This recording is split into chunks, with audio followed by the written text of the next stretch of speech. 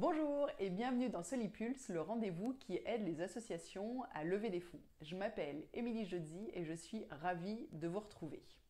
Quand vous rédigez un appel à dons, à qui vous adressez-vous?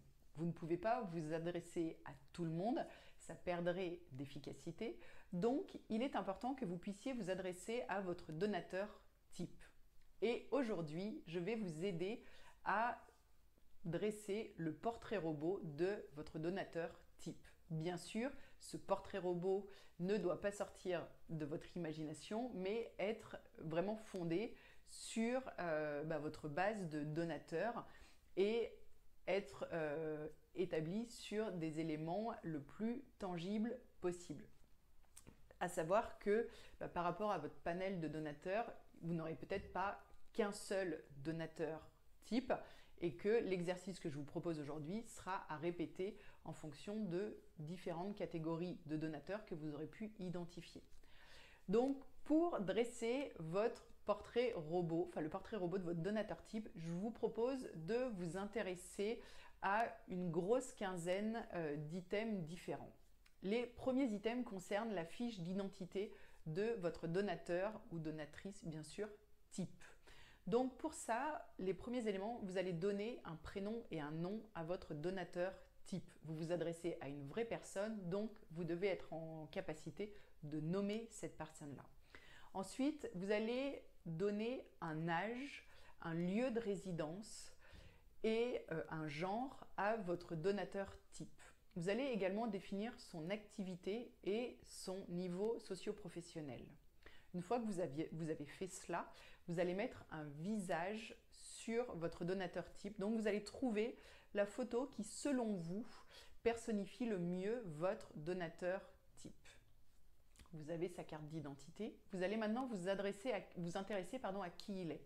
Vous allez donc identifier quels sont ses traits de caractère et ses valeurs. Vous allez également identifier quel est son vocabulaire.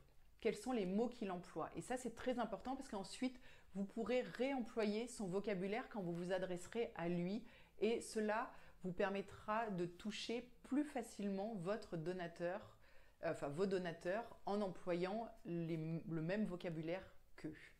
Une fois que vous avez ces éléments-là, vous allez vous intéresser à ce qui motive votre donateur type dans la vie, mais également, à l'inverse, ce qui le freine. Là encore, pour pouvoir élaborer des messages qui iront vraiment à sa rencontre et qui pourront l'atteindre. Une fois que vous avez ces nouveaux éléments, vous allez vous intéresser aux sources d'informations qu'il utilise.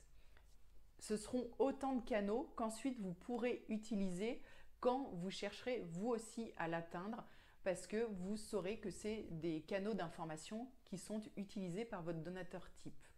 Vous allez également identifier quels sont les lieux qu'il fréquente, que ce soit des lieux physiques ou des lieux virtuels, peu importe, mais c'est savoir en quel lieu vous pouvez aller à la rencontre de votre donateur type.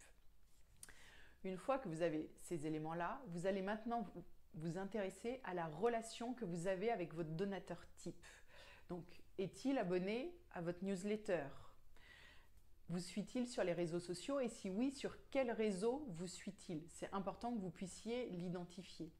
Également, donc on s'intéresse à votre donateur type. Donc a priori, c'est une personne qui vous a déjà donné. Donc, est-ce que il vous a déjà fait un don, 2 dons, 3 dons, 4 dons? Il faut que vous puissiez l'identifier. Il faut que vous puissiez identifier quel était le montant de son premier don et également quel est le montant de don le plus haut qu'a pu vous faire votre donateur type. Une fois que vous avez ces éléments-là, vous identifiez aussi quels sont les canaux de dons qu'il a utilisés. Donc s'il vous a fait plusieurs dons et qu'il a utilisé différents canaux, c'est important de pouvoir voir celui qu'il a utilisé notamment en priorité. Et également, il est important que vous puissiez identifier sur quel sujet ou quel thème il vous a soutenu. Est-ce que c'était pour un projet précis? Est-ce que c'était pour un appel d'urgence que vous avez lancé à un moment donné? Est-ce que c'est pour soutenir l'ensemble de votre action? Il faut voilà, que vous puissiez identifier ça rejoint ses centres d'intérêt, mais voilà, ce qui le motive au sein de votre association.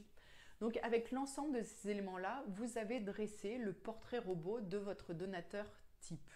Donc comme je l'évoquais en introduction, vous pouvez avoir différents profils de donateurs et donc pouvoir identifier plusieurs profils de donateurs type. Bien sûr, l'idée, c'est pas d'en faire un annuaire et d'avoir une multitude de portraits de donateurs type. Pardon, il faut vraiment que vous puissiez identifier les principaux donateurs type qui vous soutiennent.